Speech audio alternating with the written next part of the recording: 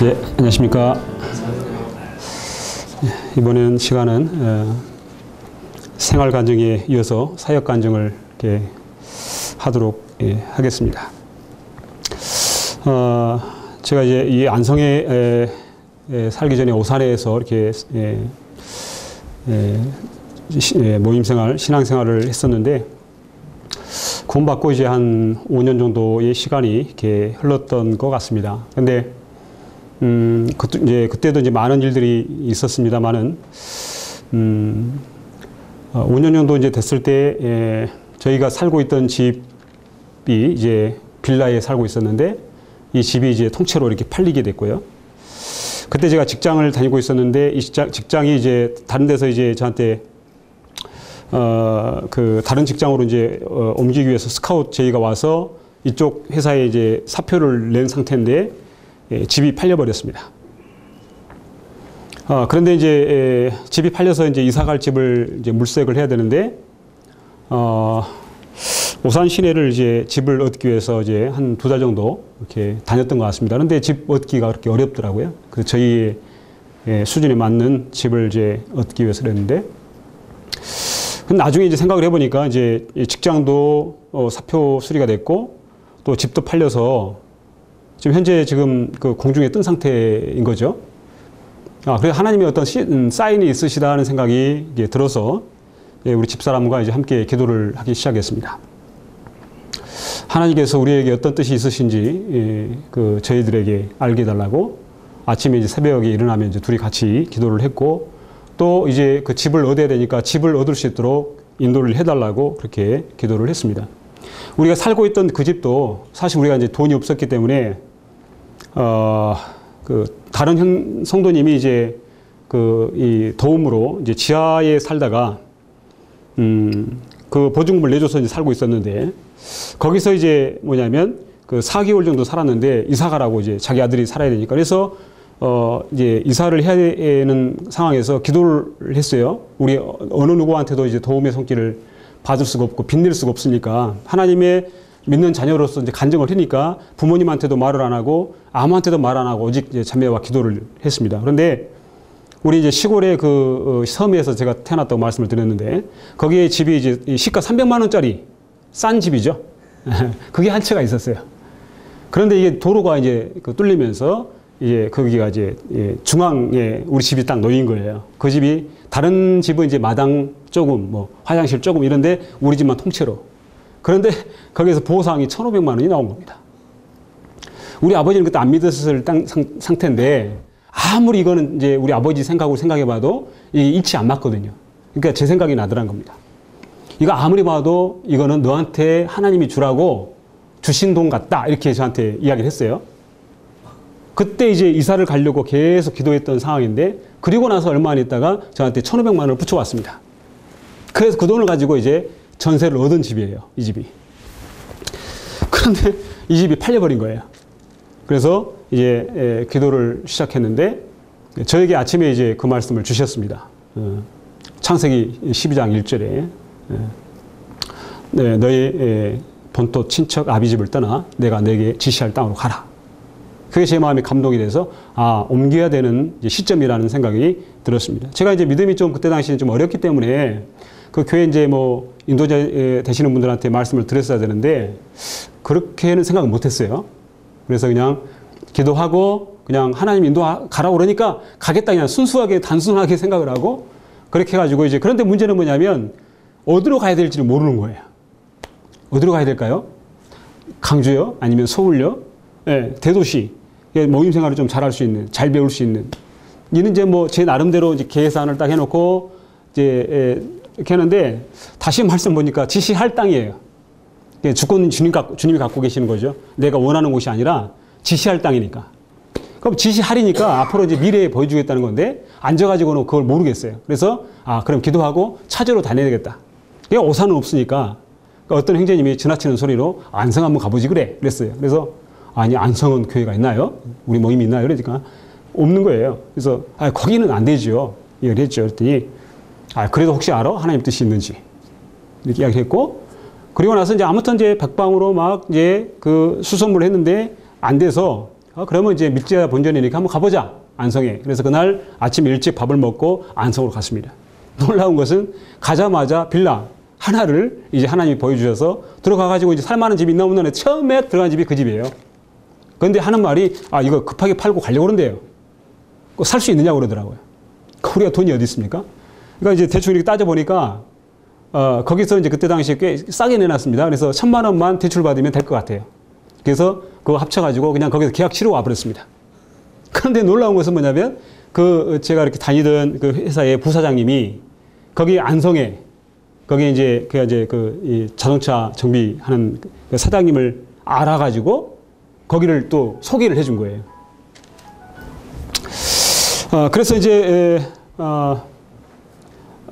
그런데 어떻든 이제 거기에 이렇게 그 계약을 하고 그리고 이제 그 안성으로 이사 오게 되었죠. 그래서 이제 평택교회로 청거가 됐고 평택교회 2년 정도 이제 출석을 하게 되었습니다. 그런데 이제 어느 날 그 아침에 또 큐티 시간에 마태복음 16장 18절에 이 반석 위에 내 교회를 세우리니 이 말씀이 또 감동이 됐어요. 이게 웬 말씀일까? 그런데 이제 그 말씀이 안성에도 교회가 시작돼야 되겠다 하는 게 주님의 음성으로 이제 들린 거예요. 제 마음에는. 어떻게 시작되나요? 거기에 이제 가니까 이제 성도 한 분이 한 가정이 계셨거든요. 예, 가구점을 하셨는데. 그 이제 이분하고 두 가정이 열심히 이제 평택교회로 이제 다녔는데 그래서 이제 그렇게 제 마음이 감동이 돼서 이거는 그냥 가만히 있어서는 안 될 것 같아서 이제 장로님들에게 말씀을 드렸죠. 이만저만해서 아침에 말씀을 보는데 이 말씀이 감동이 됐습니다. 그러니까 하신 말씀이 그러면 당장에 다음 주부터 수요일 날 거기서 모여라 그러시는 거예요. 어떻게 두 가정이 모입니까? 일단 믿음으로 모여라 이렇게 이야기했고 저희들이 가서 이제 모였고 도저히 저 혼자서는 이 교회 개척은 엄두가 안 나죠. 그때 당시 제 나이가 31살밖에 안 됐으니까. 그러니까 31살이 아니 32살 때였거든요. 그래서 이제 안 되기 때문에 이제 다른 분을 같이 함께 하면 몰라도 이제 저는 못 합니다. 물론 가구점 하시는 분이 계셨지만 이제 이런 분야하고는 좀 이제 다르시기 때문에 그래서 이제 제가 이제 함께 할 수 있는 이제 가정을 이제 같이 오게 해서 이 세 가정에서 이렇게 모임이 시작되었습니다. 구원의 역사가 일어나기 시작했고 뭐 귀신 들린 사람들이 귀신이 나가고 이 가정이 막 주님 앞에 돌아오고 또 막 그냥 굉장히 막 주님 앞에 열심히 하나님 섬긴다고 섬겼던 사람들이 구원받지 못했다가 이제 구원받고 이제 돌아와서 막 그렇게 이제 부흥의 역사가 시작돼서 정말 좋았습니다. 그런데 이제 사단의 역사도 시작됐어요. 그러니까 처음에 이제 초기에 교회가 이제 확장되고 이제 성도가 이제 좀 불어나야 되니까 욕심이 들어간 거죠. 그러니까 여기저기서 이제 성도를 이제 받아들이기 시작했고 그 중에 이제 성범죄 경력이 있고 그 교회로부터 이제 징계를 받은 이런 가정이 이제 교회에 이제 들어오게 됐고 이러면서 이제 문제가 아주 이제 심각하게 해지기 시작했고 이분들이 아무튼 술과 담배를 먹고 여전히 음담패설을 하고 구도자들 앞에서도 그냥 담배를 피우고 그리고 이제 막 이간질을 하고 중상모략을 하고 이러면서 교회가 아무튼 쑥대밭이 돼버린 거예요. 그래서 제가 이제 그때 당시 아무튼 이 뼛속 깊이 느끼게 된 것이 뭐냐면 사람이 숫자보다는 정말 제대로 구원받은 사람들이 정말 한 사람이 그런 사람 1,000명보다 낫다 이런 생각이 드는 거죠. 그래서 그때 당시 제 마음 가운데 그런 생각이 있었고요. 그리고 이제 어떻든 간에 이제 교회가 이렇게 쭉 진행됐습니다만은 이제 성도들이 어떤 성숙하지 못했기 때문에 또 거기 인격적인 갈등에서 오는 저를 포함해서 많은 갈등들 또 그래서 서로 간에 뭐 좀 뒷말을 하고 뭐 수근수근거리고 또 마음에 안 든 거에 대한 불평을 하고 원망을 하고 이러면서 아무튼 교회 분위기가 이렇게 썩 좋지 못한 이런 상황으로 이렇게 흘러가게 되었습니다. 이게 참 심각한 문제더라고요. 근데 이제 어떻든 간에 그러나 저는 이제 어간에 33살 때 저에게 하나님의 말씀을 주셨는데 또 아침에 이제 말씀을 보는데 요한복음 이제 말씀을 통해서 21장 15절의 말씀을 통해서 내 어린 양을 치라 먹이라 내 양을 치라 내 양을 먹이라는 말씀이 제 마음속에 이제 감동이 돼서 저는 그냥 단순하게 그렇게 그러면 이제 직장 그만두고 그냥 이렇게 성도님들 섬기라고 하나보다 이렇게 하시나보다 해서 제가 그걸 그만두고 이제 그러나 결정은 어떤 교회의 어떤 도움 없이 그냥 우리 가정 우리가 책임지겠다. 하나님께서 하신 것을 우리가 경험하겠다 그래서 교회는 절대 뭐 짐주지 않겠다 이렇게 하고 시작했습니다. 그런데 이제 2년 정도 됐을 때 그때 이제 사실은 우리 처제가 구원받는 역사가 일어났던 거예요. 그때 2년 동안 쉬는 동안에. 그런데 또 처형님도 그때 그 어간에 돌아오고 이런데 중요한 것은 뭐냐면 이제 이제 2년 정도 지나는 시점에서 제가 이렇게 쭉 자신을 살펴볼 때 저는 하나님의 사역을 감당할 만한 제목이 아니라는 것을 제가 느끼게 됐어요. 왜냐하면 내 열정과 내 열심을 하는 거지 하나님의 뜻에 대해서 명확한 믿음을 가지고 행하는 게 아니더라고요. 하나님과의 관계에 있어서 내가 굉장히 어리고 부족한 것이 많다는 생각이 제가 들었습니다.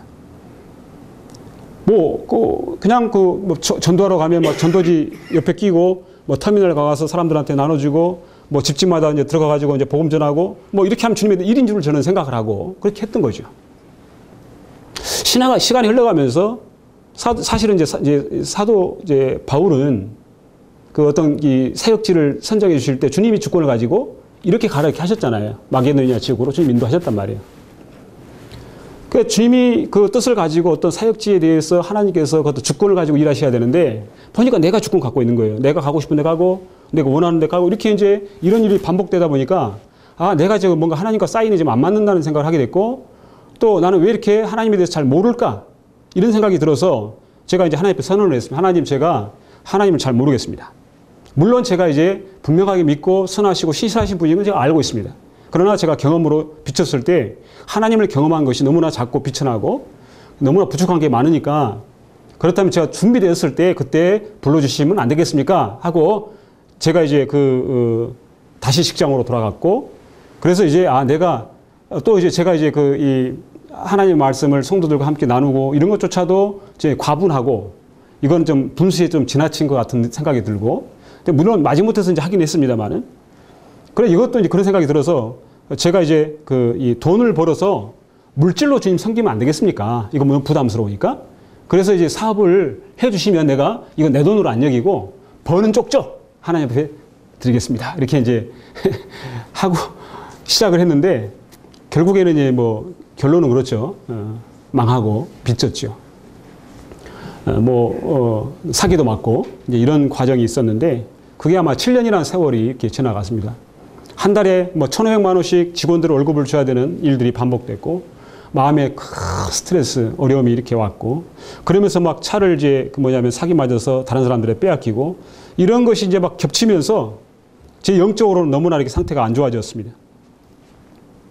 막 스트레스가 받으니까 뭐 어떻게 할 수가 없는 겁니다. 그러나 이제 제 마음 가운데 너무 힘드니까 너무 괴로우니까 이제 뭐 다 말씀드릴 수 없습니다. 그 중간에 일어난 일들을 다 말하기는 시간이 부족하고 그 차 하나를 말씀드리면 차 한 대를 외제차를 차 손님이 팔아달라고 서울의 장안동에다가 부탁을 했는데 그 딜러가 이제는 그 차를 가지고 가버렸습니다.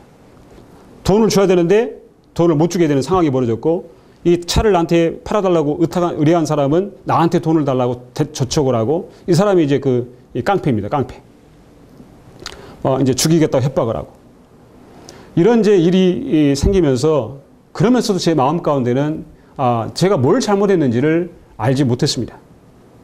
다만 어떻든 주님 열심히 섬기는 과정에서 그냥 우연하게 일어난 일로 저는 생각을 하고 이렇게 있었는데 그래가지고 이제 너무나 마음이 힘드니까 차라리 정말 도망가고 싶은 아무도 없는 데로 도망가고 싶은 마음이 마음에서 일어났습니다.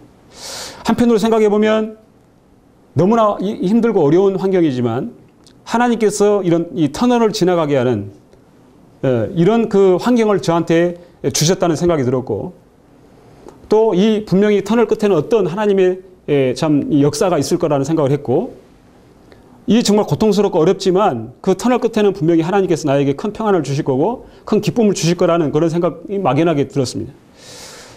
어떻든 간에 이제 이 문제를 위해서 기도하고 이제 그 잃어버린 차를 찾기 위해서 이제 경찰서를 가고 또 검찰을 가고 그다음에 법원을 가고 이러면서 이 문제가 해결될 때까지 하나님께서 7년이라는 세월을 저에게 허락하셨는데 이 차를 제 명의로 되지 않은 차를 찾기 위해서 법적으로 투쟁한다는 건 불가능한 일이거든요. 그런데 하나님 의지하고 기도하고 그 일을 시도하고 그렇게 했을 때 하나님께서 놀랍게 일들을 풀어가신 것을 보게 됐습니다. 그래서 형사의 마음도 움직이고 검사의 마음도 움직이고 판사의 마음도 움직이고 이렇게 해서 정말 기적같이 그 문제가 이제는 이 차를 가져간 사람으로부터 돈을 다 받아나게 했는데 7년 정도가 이 시간이 걸렸습니다. 그러면서 저한테 이렇게 가르치셨던 건 뭐냐면 철저하게 하나님의 주권을 인정하는 이 주권에 관한 문제였습니다. 예. 그래서 주님의 일을 할 때 하나님께서 하나님은 모든 권세 있는 자들의 머리가 되시고 주권자가 되시는 하나님은 안 보이는 곳에 계시지만 가장 지존하시고 높으신 그래서 정말 이 땅의 모든 권세 잡은 사람들 그거는 이론으로 알았던 말씀이 현장에서 기도하고 정말 하나님만 의지해서 이 문제를 풀어갈 때 하나님이 그들의 마음을 움직이고 모든 일들을 풀어가는 이 과정을 통해서 하나님은 정말 위대하시고 놀라우시다. 이런 결론을 제가 갖게 되었습니다. 어떻든 그래서 이제 그렇게 해서 시간이 이렇게 지나갔습니다. 그런데 그러면서 이제 저도 이제 물론 이 어려움이 있었지만 이 교회도 굉장히 상황이 어려운 이 지경까지 이렇게 흘러가게 됐습니다. 첫 번째 목회자가 와서 갔고 두 번째 목회자가 와서 갔습니다. 이제 남은 사람 얼마 되지 않고 그래서 이 교회에 대한 어떤 그런 이 책임감 때문에 너무나 이게 무거운 짐이 되었습니다. 차라리 이걸 두고 다른 데로 그냥 도망갔으면 좋겠는데 갈 수가 없는 거예요. 제가 이제 계속 살아온 방식이 그런 거였습니다. 하나님께서 지시하시고 말씀하시고 그 말씀을 따라서 갔기 때문에 내가 옮기고자 해서 다른 곳에 다 이사갈 집까지 마련해놓고 또 교회까지 다 해놓고 하나님 이제 사인 결제만 주시면 제가 가겠습니다. 이렇게 막 떼거지를 쓰고 제발 응답해달라고 내가 가야 되니까 그 응답이 없으니까 갈 수가 없는 것입니다. 그리고 저에게 하신 말씀이 뭐냐면 양떼를 두고 가느냐. 네, 양떼를 두고 네가 어디를 가느냐. 이렇게 했을 때 정말 그 양떼를 두고 발걸음을 돌리는 것은 정말 이것은 목자 사꾼이 하는 일이다. 내가 명령하지 않았는데 가는 그것은 정말 그 사꾼이다. 저한테 그 마음 가운데 그런 말씀을 주셨기 때문에 제가 그렇게 할 수가 없었습니다. 그러나 이제 교회의 어떤 앞날을 생각해 봤을 때 저희 역량이나 제 어떤 그런 부분에 대해서는 정말 이 교회를 책임질 만한 그런 자가 안 되기 때문에 하나님 앞에 이것을 부르짖을 수밖에 없었습니다. 그래서 한 번은 이제 내장상 수양관에 참석했을 때 그 계곡에 물이 흐르는데 그때 비가 많이 와서 물소리가 크게 흘렀는데 차에 이제 타고 새벽에 제가 가서 차에 운전석에 앉아가지고 엉엉 울었습니다. 막 물소리가 크게 나기 때문에 막 목 놓아 울었습니다. 하나님 어떻게 하실랍니까? 이 교회가 이런 지경이고 저는 이런 상태인데 하나님 이 교회 앞으로 어떻게 할 것입니까? 저는 이 교회를 어떻게 인도해 갈 바도 알지 못하고 어떻게 할 수도 없습니다. 하나님이 제발 이 교회의 머리가 되시고 인도자가 되시고 성경에 말씀하신 대로 이것이 사실이 아닙니까? 그렇다면 이 교회를 책임져 주십시오. 하나님이 우리를 인도하지 않으면 저는 죽습니다. 우리는 무너질 수밖에 없습니다. 이렇게 하면서 애원을 하고 통곡을 하고 기도를 했습니다. 그런데 그 다음날 이제 이 목회자들 이 교제 가운데서 관악교회의 박만근 형제님을 이렇게 만나게 되었습니다. 그래서 이제 거기에서 이제 시작된 어떤 프로그램들을 제가 소개를 받았는데, 하나님께서 모든 이제 그런 그 교제 가운데, 하나님께서 여기까지 나를 인도하셨다는 그런 생각을 제가 그때 갖게 됐습니다. 그래서 그걸 부탁을 받아서 이제 어떻게 하는 거냐 이렇게 물어봤습니다. 그랬을 때 와서 이제 상세하게 설명해 줬는데, 문제는 제가 이제 간단한 데 있었습니다. 복잡한 데 있는 게 아니었습니다. 어떤 그런 훌륭한 교재들을 접해서 그런 게 아니고, 그 원리를 저한테 하나님께서 알게 해주셨습니다. 왜 교회가 그렇게 어렵고 힘들 수밖에 없는지에 대해서 저에게 이렇게 말씀해 주셨습니다. 크게 이제 3가지 정도로 이제 교회는 물론 제 견해가 다 맞다고 생각지는 않습니다. 그러나 제가 이제 깨닫는 부분은 첫 번째로는 교회에 거짓 성도가 있을 때 교회는 평탄하지 못하다는 것입니다. 물론 그들이 구원받은 지 얼마 안 되고 이제 믿는다고 한 지 얼마 안 된 사람들 같으면 어떤 세력이 없는 사람들 같으면 상관없는데 이런 분들이 이제 교회의 어떤 그런 실권을 장악하고 있다면 큰 문제가 있습니다. 또 한 가지는 뭐냐면 성도들이 이제 성숙치 못한 미성숙한 가운데서 일어나는 일들입니다. 나이는 들고 구원받은 지 오래됐어도 이제 자신의 육신을 제어할 어떤 그런 이 스킬, 하나님으로부터 연단받고 훈련받아서 이런 부분이 안 되기 때문에 속에서 화가 나면 화를 내버리고 또 막 짜증나면 짜증을 내버리고 이런 어떤 이제 일들 때문에 교회가 어려움을 겪게 된다고 생각됩니다.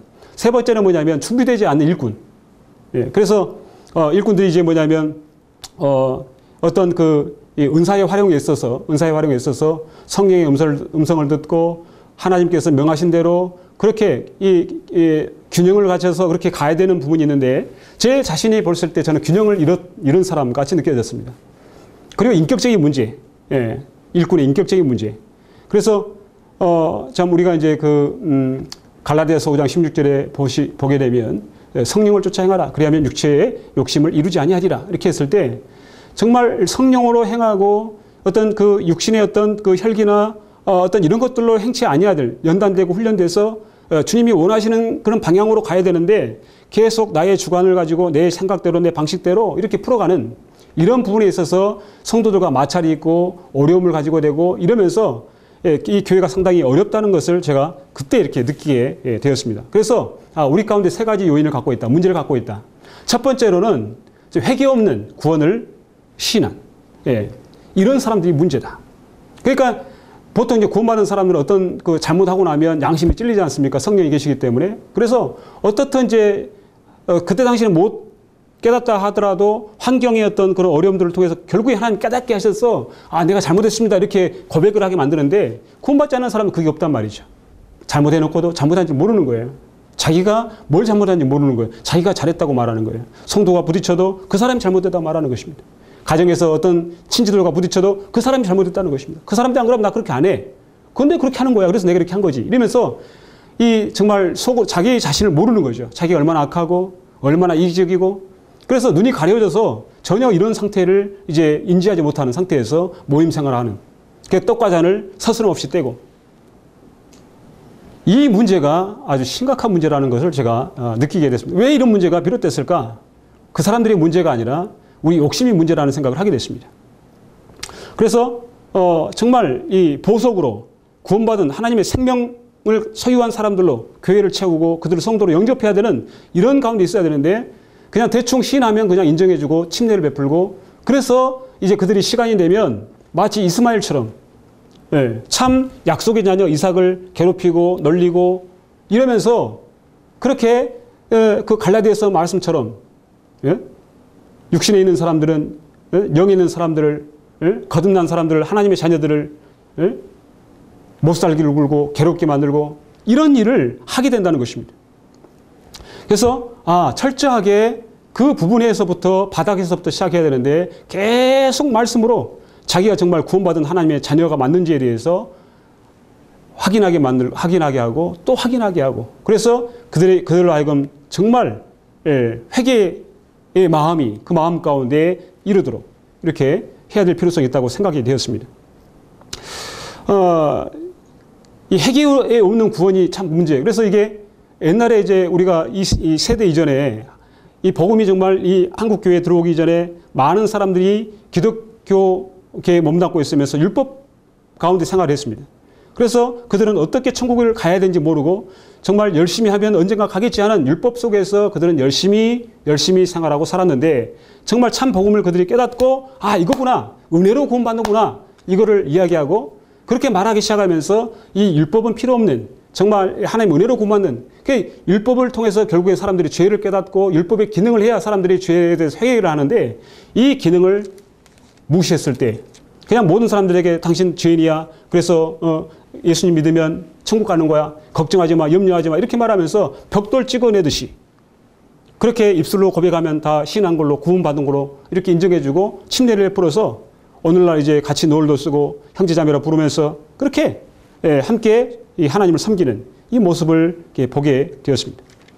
또 한 가지는 뭐냐면 이제 아까도 말씀드렸지만 미성숙한. 그래서 이제 이 디모데전서 4장 7절인가요? 예, 7절에 너희가 경건에 이르도록 자신을 연단하라 이렇게 말씀하고 있습니다. 경건이라고 하는 것은 다시 말씀드리면 제가 이제 깨닫는 바는 그런 것 같습니다. 제가 이제 가르치려는 이렇게 태도가 나와서 그런데 죄송한데 그것 때문에 이제 뭐냐면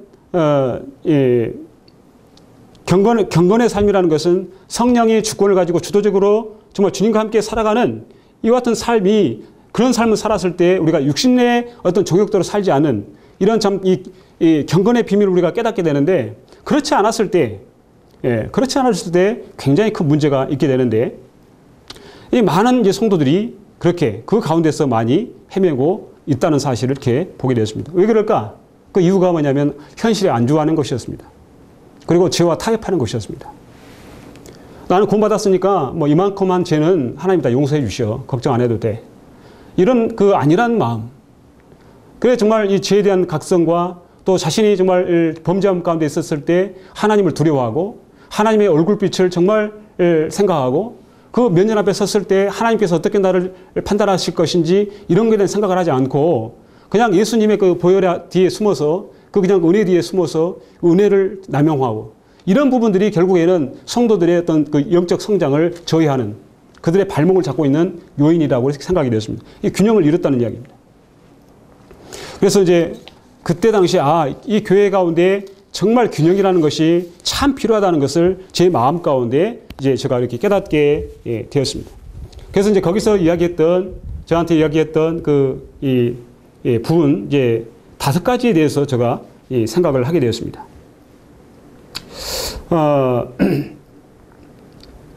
우리가 이제 예수님께서는 이제 내가 보니 예수님은 은혜와 진리가 충만하더라.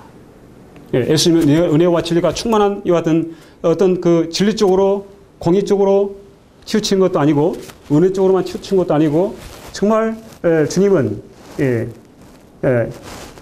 공의로우신 분이고 은혜로우신 분으로서 정말 균형 있는 이와 같은 분이신데 우리는 한쪽으로 치우치는 그래서 이제 이 균형을 이룬 문제에 대해서 심각하게 생각을 했고 이제 그래서 이제 거기서 배웠던 것은 어떤 복잡한 것이 아니라 아주 단순한 데에 어떤 문제가 있다는 사실을 제가 이제 그 교제를 통해서 그 교육을 통해서 제가 이제 배우게 되었습니다. 예수님께서는 이제 그 은혜와 진리가 충만한 이 같은 분인데 한쪽 면 너무 공의 쪽으로 치우치면 율법적인 어떤 사고방식을 갖게 되겠고 또 은혜 쪽으로 너무 치우치면 방만하고 방종하는 삶을 살게 되겠죠. 그랬을 때 이 균형이 참 깨지게 된 어떤 그 이유들을 생각할 때 아까도 말씀드렸지만 정말 자기가 좋아하는 그런 부분에 대해서 이렇게 거기에서 이렇게 그것을 원하고 또 그것을 그 가운데 있기를 원하는 누리려고만 하는 은혜를 누리려고만 하고 하나님의 사랑을 받으려고만 하고 하나님이 정말 우리에게 은혜를 베풀어 주셔서 얼마큼만 어떤 집을 주시고 우리 자녀가 어떻게 되게 해주시고 내가 영적으로 어떻게 하게 해주시고 계속 그 은혜를 누리려고만 하는 이와 같은 태도가 결국엔 치우친 태도라고 이렇게 여겨지게 된 것입니다. 한쪽은 뭐냐면 우리의 책임. 하나님께서 이런 은혜를 주셨을 때는 우리가 정말 주변 사람들한테 복음을 전하고 교회에서 정말 성들에게 정말 성령으로 봉사하고 정말 이 무거운 짐을 함께 지고 또 정말 내 것을 풀어서 다른 사람들을 도와주고 이렇게 책임이 우리에게 주어진 건데 우리는 누리려고만 한쪽에 치우쳐 있는 그러다 보니까 이 욕심이라는 것이 사람들의 눈을 가리워서 정직함을 가져갔고 그래서 정직함이 사라졌기 때문에 사람들이 성령의 교통함이 없는 정직해야 주님과 이 교통함이 있거든요. 우리가 요한일서에도 나오지만 죄 없다면 하나님을 속인 거라 그랬거든요. 그래서 정말 우리가 죄를 졌으면 있는 그대로 우리가 그 상태로 하나님 앞에 아뢰고 내가 이렇게 이러한 죄를 범하였노라고 정직하게 하나님 앞에 내려놓고 이렇게 해야 되는 가운데 있음에도 불구하고 그렇게 되었다는 것입니다. 그래서 이런 이제 그 깨어진 균형이 어디로부터 왔을까? 가르침의 문제, 제 자신의 문제로부터 시작되었습니다. 그래서 저는 그렇게 생각하고 있습니다. 그래서 이게 굉장히 또 어떤 사람들이 이제 구원에 대한 시인을 하게 되면 그래 뭐 부딪힐 일이 뭐 있어. 자기들이 시인했다잖아.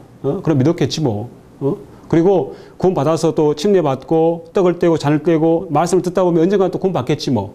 이렇게 타협하고 그렇게 해서 대충 이렇게 넘어가고 이런 부분들이 그래서 이제 우리 구약 시대에 우리가 이제 대제사장들이 해야 될 제사장들이 해야 될 일이 뭐냐면 외인들이 성소에 접근하면 칼로 죽이라 그랬지 않습니까?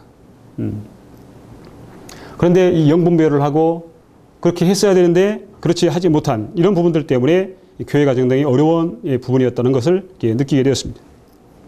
어떻든 이제 그래서 이 첫 번째 5가지에 대해서 이제 했을 때 하나님과의 관계가 참 중요하고 예배와 그래서 이 하나님과의 개인적인 사귐과 이런 것들이 정말 중요하다.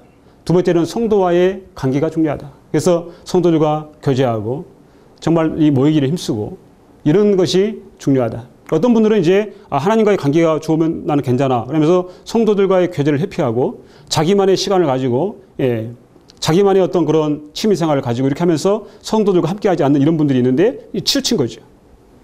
그리고 이제 뭐냐면 이 인격의 이 연단과 이제 이 훈련이 필요한데 이 영적인 훈련 아까도 이제 이렇게 말씀드렸습니다만 이게 힘들거든요. 내 마음대로 살고 싶죠.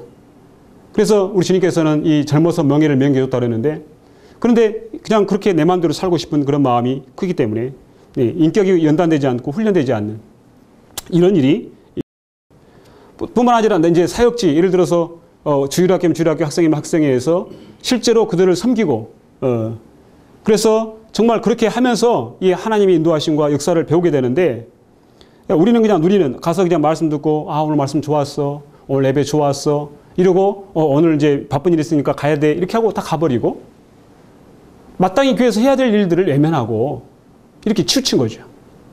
이런 것들이 결국에는 이들의 이 신앙 성장을 저해하는 요인이 되고 또 머리로만 이제 지식이 또 크니까 많아지니까 판단할 거리는 많고 이런 것으로 인해서 결국에는 뭐냐면 이 갈등이 있게 되는 거죠. 그런데 정말 주일학교를 섬기다 보면 서로 간에 의사가 안 맞고 의견이 안 맞고 갈등이 생기고 이러면서 정말 속에서 또 때로는 분노도 일어나고 못마땅한 것도 일어나고 원망도 하고 이러면서 집에 가서 싸우고 내가 하나님 일을 하면서 이렇게 하면 안 되지. 그래 기도하고 하나님 나를 붙들어주면 안 됩니다. 난 연약합니다. 이렇게 하면서 정말 성령님의 인도함을 경험하고 이러면서 그들이 주일학교 아이들을 가르치는 게 아니라 스스로 이제 성장해 가는 이런 은혜를 주시는데 이런 한쪽으로 치우쳐서 누리기만 하려고 하는 이것이 결국에 그들은 많은 것을 잃어버리는 하나님 은혜를 충분히 받고 있다고 생각하지만 그러나 그렇지 않은 그래서 이 하나님을 향하여 정말 가난한 부유하지 못한 그런 이 상태로 가는 것이죠. 그리고 뭐냐면 이제 전도에 대한 열정, 전도에 대한 열정. 우리가 이제 골로새서의 1장 27절에 너희가 이 복음에 합당한 생활을 해라. 이렇게 말씀하시고 한 뜻을 한 마음을 품어 한 마음으로 서서 한 뜻을 품어 이 복음을 위해서 합력해라 이렇게 했는데 우리가 이제 정말 주님을 생각하고 영혼들을 생각해서 그들의 영적 구원을 위해서 그들의 회개를 위해서 정말 눈물을 뿌려서 기도하고 이런 책임을 우리한테 주셨거든요. 사도 바울이 내가 전도하지 아니하면 내가 하나님 앞에 저주를 받는다 그랬거든요.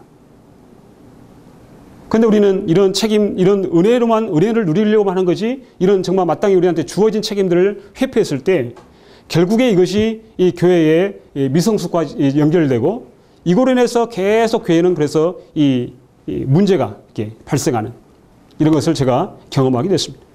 놀랍게도 이제 그렇게 해서 어떤 제가 교제의 어떤 그런 내용들을 말씀드린 게 아니라 그 원리를 말씀하고 있습니다. 이 원리대로 적용했을 때 그건 전에 때 주님이 분명하신 주님이 저한테 까닭게 하신 바였습니다. 그래서 이 원리들을 적용해서 이 균형이 깨지지 않도록 교회가 균형이 깨지지 않도록 그렇게 함께 공부하고 함께 했을 때 놀라운 것은 성도들이 변화되기 시작했습니다. 그들의 마음이 돌아오기 시작했습니다.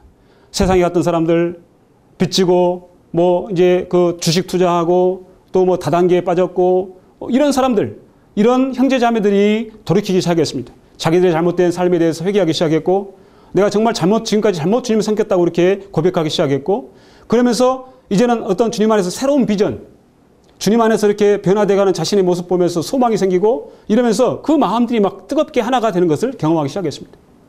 이 과정에서 그 중에서 일꾼이 세워지고 그래서 정말 헌신적으로 주님 섬기고 그동안에는 이론적으로 그냥 대충 타협하고 회사가 바쁘면 바쁘다는 핑계로 어떤 급한 용모했다는 핑계로 이 정도는 용납해 주겠지, 눈 감아 주겠지, 뭐 주님이 다 이해하시겠지 이렇게 해서 타협했던 그들이 하나님의 주권을 생각하고 하나님 앞에 기도하고 그런 환경이 이렇지만 하나님께서 인도해 달라고 기도해서 믿음으로 그런 환경들을 극복해 나가는 살아있는 신앙을 그들이 보였습니다. 그러면서 뭐냐면 이제 이 교회 가운데 어떤 소망이 보였고 그 다음에 제 마음 가운데는 성령이 강력하게 역사하시면 아이들도 변한다고 생각합니다. 아이들이 예언을 할 것이고 젊은이들이 환상을 볼 것이고 노인들이 꿈을 꾸리라. 이건 나이 고하를 막론하고 하나님이 우리를 주장하시면 놀랍게 변화되리라 생각됩니다. 그런데 그렇게 이제 한참 교회가 이렇게 분위기가 잡혀가고 그 중에는 정말 구원받았다고 신했지만 거짓된 사람 다 떠나갔습니다. 놀라운 것이. 그들이 가는가 동시에 교회가 부흥하기 시작했습니다. 한 명이라도 더 붙들려고 노력하지 않았습니다. 하나님 보내시면 나왔습니다. 그리고 여전히 그들이 끊임없이 기도를 하고 있습니다. 회개하고 돌아오도록. 그러나 우리가 우리 의지대로 잡으려고 하지 않았고 놀라운 것은 그 일로부터 시작해서 교회의 분위기가 잡히게 되고 딱 이렇게 하나가 돼서 일들을 시작했고 그러면서 형제들이 갑자기 어느 날 우리 그 회의를 통해서 기도합시다. 땅 1000평을 해서 기도합시다. 그러니까 놀라운 거예요. 뭐 1000평은 뭐 필요한데 이렇게 하나님은 부족한 우리한테 주실 거라고 믿는다 그러면서 그렇게 회의에 딱 가결돼 가지고 1000평을 기도한 거예요. 그런데 우리 김진아 형제님 오셔서 수요일 날 방문하고 싶다 그래서 방문을 하셨는데 그거를 가져가신 겁니다. 이 기도 제목 프린트된 거를. 가서 이렇게 열어보니까 1000평 기도하고 있거든요. 그러니까 이거 하나님께서 기도하게 하셨다는 거를 느끼신 거거든요. 그럼 주님이 주실 거다. 우리 교회의 어떤 재정적인 형편은 물어보지도 않고 이제 벌써 부동산 하시는 분한테 땅 좀 1000평 알아봐 달라고 이렇게 푸시를 했습니다. 그래서 시작됐습니다. 이 예비당 이제 구입하는 분이. 그런데 제가 이제 그동안에 기도했던 것은 뭐냐면 하나님 우리 욕심이 아니기를 바랍니다. 저는 이제 지금까지 다니면서 좋은 아파트에 눈이 안 들어왔습니다. 왜냐하면 우리가 들어가서 잠깐 있다가 사는 세월은 아무리 좋은 아파트, 아무리 좋은 집, 아무리 좋은 차 필요 없다고 생각합니다. 제 눈에 계속 보고 또 봤던 것은 뭐냐면 예비당입니다. 하나님의 집입니다. 그 가운데 하나님의 성도들이 함께 거처할 수 있는 곳, 땅을 보면 참 좋겠다. 저 땅 하나님 우리 주셨으면 좋겠다. 하나님 앞에 그래서 그런 소원이 마음 가운데 있었는데 그런데 어떻든 간에 그렇게 기도를 마음 가운데도 하고 성도들도 함께 했는데 제가 조건이 있습니다. 하나님.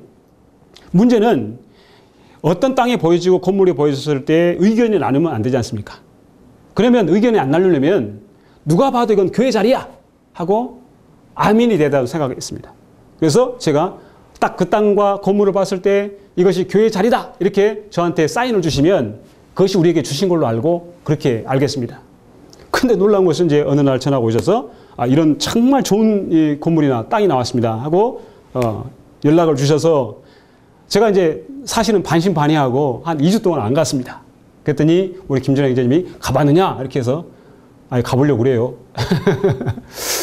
저는 그냥 그거 뭐 기도를 해왔지만 그렇게 믿음이 없습니다. 그래서 이제 마지못해서 형제님 다시 또 재촉을 하셔서 제가 갔습니다. 가봤더니 제 눈이 땡골이 된 거예요. 야, 이거 주님이 주신 거네. 마음에 이제 그런 마음이 와서 성도들에게 보였습니다. 가격이 얼마나 거는 이제 모르겠어요.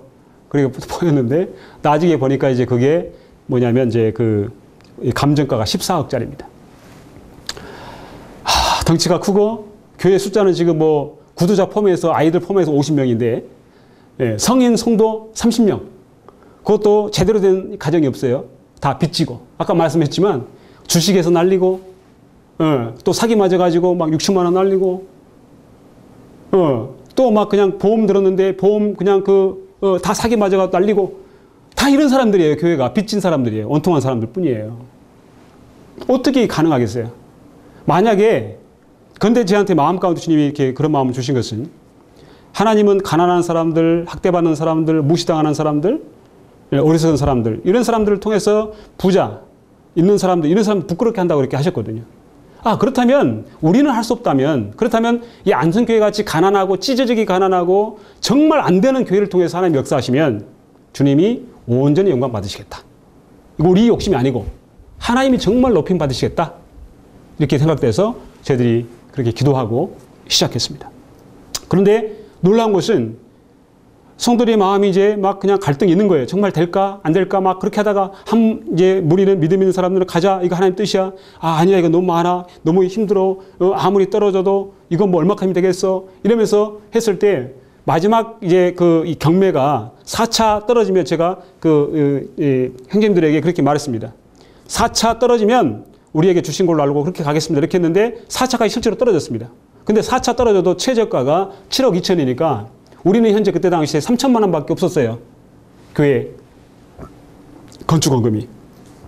그런데 이렇게 의견이 분분하게 때 놀라운 것은 뭐냐면 이 한 아이, 어린아이가 초등학생인데 지나가면서 엄마한테 엄마 저거 우리한테 주셨으면 좋겠어. 교회 건물로. 그런데 그 엄마는 그 부담인 거예요. 이 일 가게 되면 헌신해야 될 걸 생각하니까 너무 부담인 거예요. 그 모친님도 너무 부담인 거예요. 아니 우리 숫자도 안 되는데 저런 데 가가지고 뭐해? 예? 뭐하러 저런 데 들어가? 이렇게 불평한 마음이, 불평은 아니지만 좀 염려스러운 마음이 두 분한테 있었는데 이 아이가 지나가면서 하는 말이 엄마 하나님 저거 주시면 참 좋겠어요. 그러면서 그럼 하나님 주시면 너 뭐 드릴 거 있어? 그러니까 아이가 하는 말이 저한테 지금 현재 적금 드는 거 있잖아요. 그거 깨세요. 이런 거예요. 그러니까 그래? 얼마 있어요? 20만 원 이런 거예요. 그럼 그거 깨세요. 100원만 빼놓고 통장 살리려고 100원만 빼놓고 깨세요. 그런데 가 보니까 100원이 아니고 20만 원이 아니라 160만 원이 통장에 있는 거예요. 다시 이야기한 거예요. 그랬더니 아이가 하는 말이 괜찮아요. 100원만 해놓고 다 깨세요. 하나님 앞에 드릴 거예요. 초등학생 1학년이 여학생이 그렇게 한 거예요. 그러니까 오병이의 기적이 이렇게 어린아이의 떡 5덩어리, 물고기 2마리가 시작됐잖아요. 이 아이가 그렇게 하니까 엄마가 충격받은 거예요. 내가 어린아이 믿음만 못하구나. 그래서 그도 기도하기 시작해서 그 마음이 변하고. 그 할머니가 옆에 듣고 있다가 옆에 이제 결혼자금하고 이제 노후자금 2천만 원 있는데 이거를 드리겠다 또 마음을 먹게 된 계기였고. 그리고 이제 이 집을 담보해가지고 그 돈을 빼겠다 했을 때 이 시어머니가 막 왜 그렇게 했느냐 막 이렇게 타박할 줄 알았더니 이 모친이 듣고서 들으시고 방에 들어가서 새벽에 울으셨다잖아요. 너무 감사하다고. 이렇게 헌신하게 해주셔서. 그래서 제가 그 말씀 생각나는 거예요. 아이가 애어날 것이고 노인이 꿈을 꾸리라. 하나님이 감동하시니까 아이의 마음도 감동이 되고 정말 마음이 딱딱한 할머니들의 마음도 감동되고 이걸 통해서 교회의 막 분위기가 반전되고 그래가지고 이것을 이제 밀고 나갈 힘이 됐고 그리고 막 기적적으로 이 모든 과정에서 그 땅덩어리가 14억, 감정가 14억인데 현재 매매되는 가격이 20억이 넘습니다. 580평. 건물이 앉아있는 그 땅만 300평. 너무 큰 건데 옆에 이제 도로가 뚫리게 됐습니다. 그건 우리는 몰랐습니다. 그런데 나중에 보니까 도로로 잡혀 있는데 이 도로에서 보상 금액이 최소 5억에서 7억이 거기서 발생이 됩니다. 그 만약에 우리가 이제 이 7억, 만약에 우리 기도하고 있습니다. 7억이 발생해서 나오지 않습니까? 그러면 우리가 이제 7억 8천의 그 경매를 낙찰받았으니까 8천만 원 우리가 헌신한 거고 하나님께서 7억은 그러니까 그냥 거저 주신 거예요. 사실은. 그래서 이 일을 통해서 하나님이 제가 이제 그렇게 예전에 기도할 때 하나님이 크십니다. 하나님 크시고 놀라우신 분입니다. 우리 가진 바가 없지만 하나님 능력이 있는 분입니다. 그럼 안성에 땅 시원찮은 거 우리한테 주시겠습니까? 하나님 정말 위대하신 분입니다. 그래서 하나님께서 우리에게 그것을 허락해달라고 그렇게 기도했는데 이번에 놀랍게 이렇게 역사를 하셔서 이제 이 마지막 이 결정 어제 판사 판결이 나서 낙찰을 받았습니다.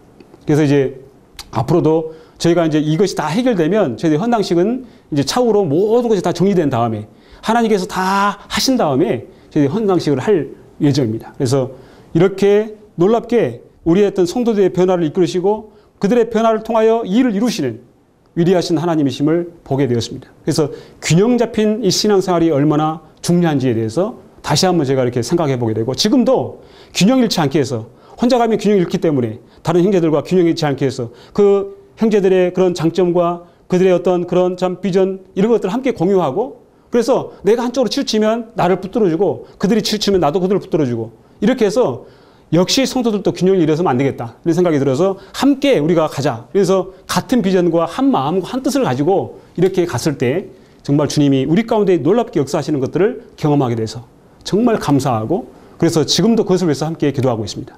이상으로 사역 간증을 마치겠습니다. 감사합니다.